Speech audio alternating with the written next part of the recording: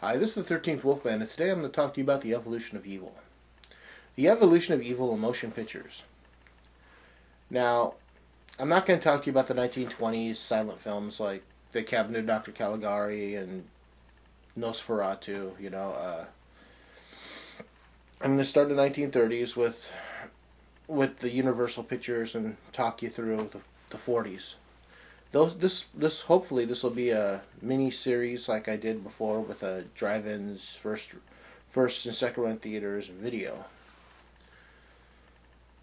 So it's the 1930s. In 1931, we have two great movies come out. They're both owned by Universal, and they're both based on literary novels by great writers. Mary Shelley wrote Frankenstein. A man that wanted to be known as it was basically a modern day Prometheus. Prometheus was the man who stole fire from the gods in Greek mythology. And that's how people got fire according to the Greek myth.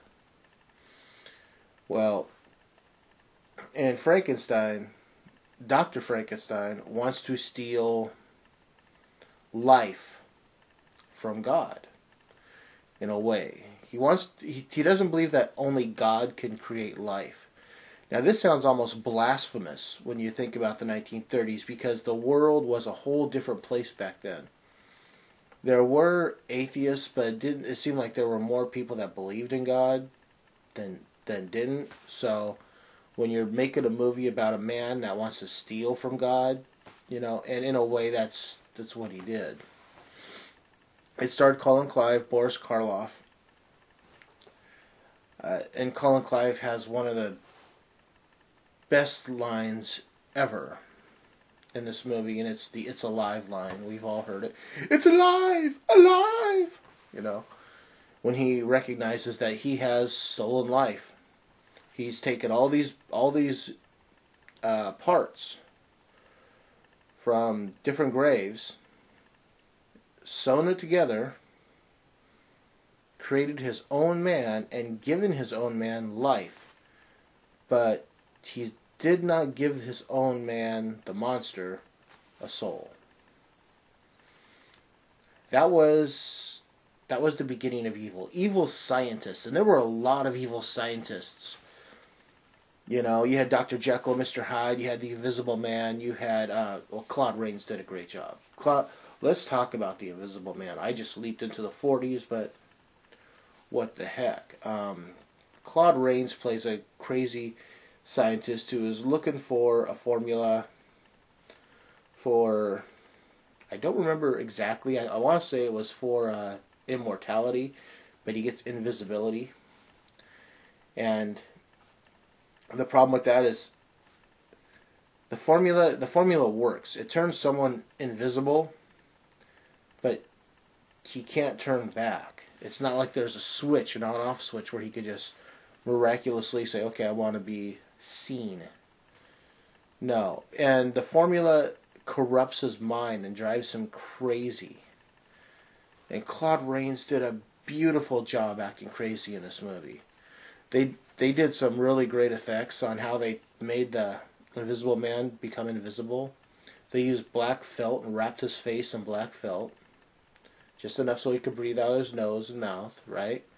And they shot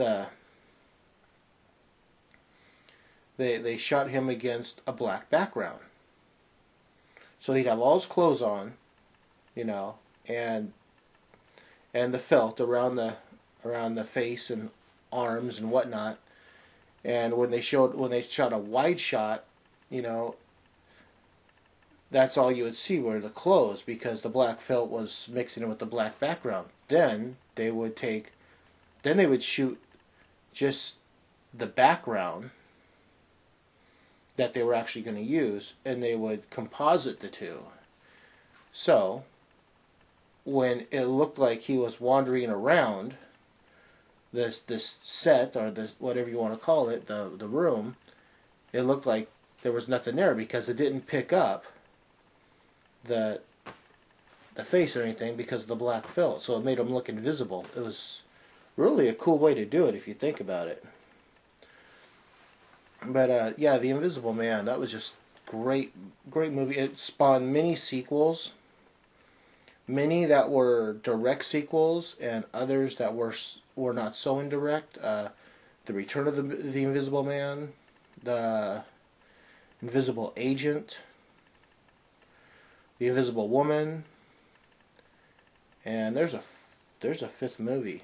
I can't think of what it is.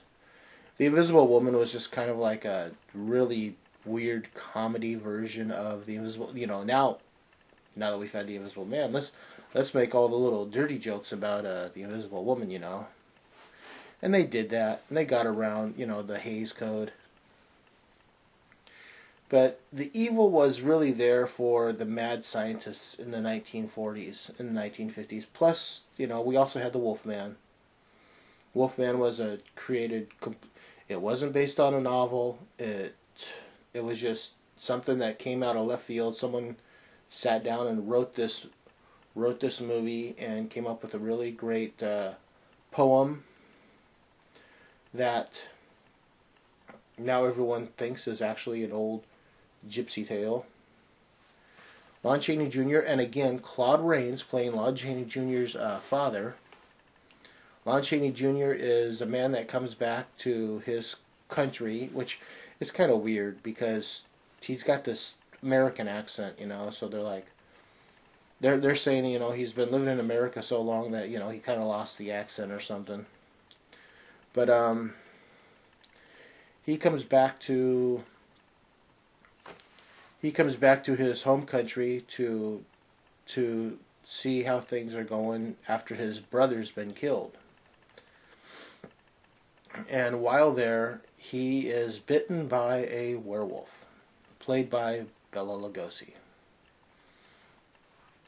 And local folklore says, that if you are bitten by a wolf, you will become a werewolf and you will be damned, basically. Damned, tortured soul, whatever. And that's really all that movie was a movie about a man that had a tortured soul because he didn't want to deal with his beastly side.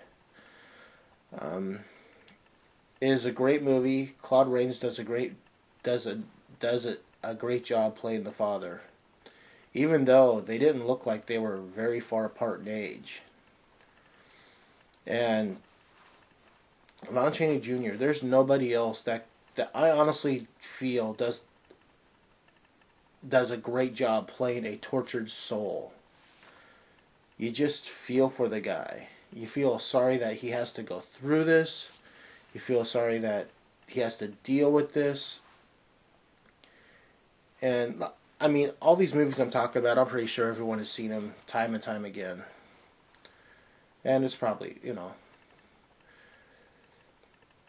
I don't know, it's probably the way things should be because they're such great films. Well, this is my beginning. I'm not quite sure if this is going to work. This is my beginning into the Evolution of Evil. I might get into some other, do a second part. I would rather see how this works out. So, I'm the 13th Wolfman. I'm on the prowl.